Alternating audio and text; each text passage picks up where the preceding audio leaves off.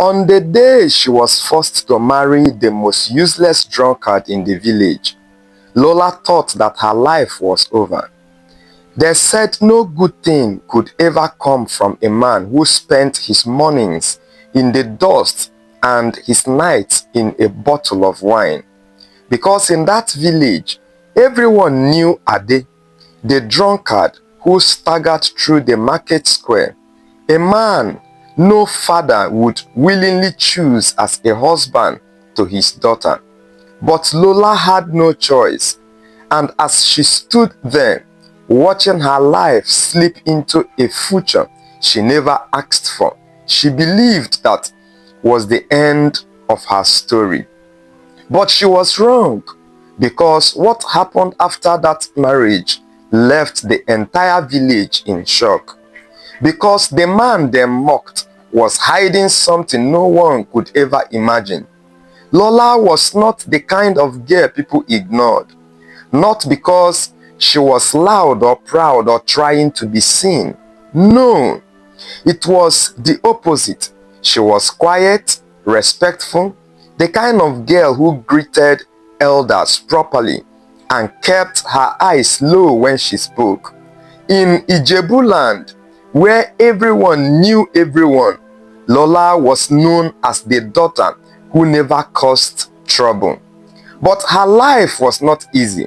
Her father, Benga, was a carpenter, a hard-working man. No doubt, his hands were rough, his clothes always carrying the smell of fresh wood and sweat. From morning till evening, he worked under the hot sun, shaping doors, repairing broken chairs, doing anything he could to put food on the table. Still, it wasn't easy and never enough. Some days they ate twice, some days only once, and on bad days they managed whatever they could find. Lola had grown up watching her father struggle. She understood early that life would not hand her anything easily, so she helped. She fetched water before sunrise. She assisted her mother in the kitchen. Sometimes she even helped her father by holding tools or cleaning up his workspace. She didn't complain. But deep down she had dreams. Dreams to bring the family out of poverty. Dream to marry a kind man. To build a peaceful home. To one day pull her family out of poverty, where survival was not a daily battle. She never asked for riches, just peace. But while Lola was busy holding on to hope, her father was dealing with something she knew nothing about. A burden he had been carrying for a long time.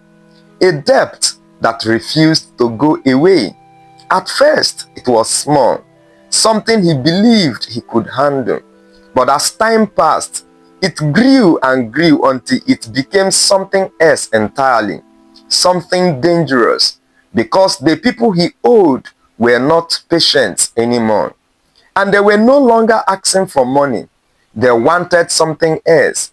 Something Benga feared to even speak about. And without knowing it, Lola was already part of that conversation. Benga had tried everything. At first, he believed it was just a matter of time. A few more jobs, a few more weeks of hard work, and he would clear what he owed. That was what he told himself every morning when he picked up his tools. But time did not wait for him. The money he owed to Ade's family kept increasing. Interest piled on top of interest. What started as a simple loan slowly turned into something he could no longer control. And the worst part, they knew he could not pay the money. So one afternoon, as the sun sat high in the sky and the village was quiet, they came again. This time, they didn't sit. They didn't smile. They didn't even pretend. Benga, one of the men, said, looking him straight in the eyes, "You cannot pay this debt." Benga lowered his head. he already knew. So we will make it easy for you. The man continued. Give us your daughter, Lola. Gbenga's heart dropped. Lola will marry our son, Ade. That will settle everything. Ade is a known drunkard in Ijebu village that sleeps on bottles of drinks. People regard him as useless and not useful. That evening, as the sun began to set, Gbenga walked into the house. Lola, he called. Yes, father, she answered. You are getting married in a week. To who? Lola asked. You will know the person very soon. But father, I am not ready yet.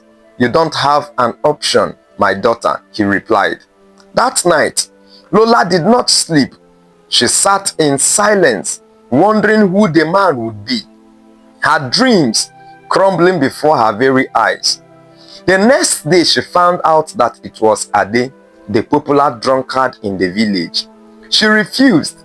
Her father insisted, and because she doesn't want to hurt her father or make him sad, she eventually accepted.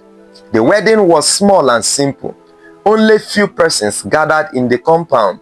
People mocked her, but what the entire village did not realize was that Ade was not who they thought he was.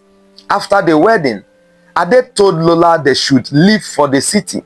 They left Ijebu to the city. In the city, they lived in a small room. City life was not easy for Lola. Fast-moving cars, street lights, and everyone on their daily hustle. Surprisingly, when they moved to the city, Gbenga immediately stopped drinking and living carelessly. Lola was surprised at the sudden transformation. The need for them to start doing something for their daily living came in on them, and they started selling puff-puff as a small business. One afternoon, after receiving a call, Ade said to Lola, I want to take you somewhere. I want to take you to meet my boss.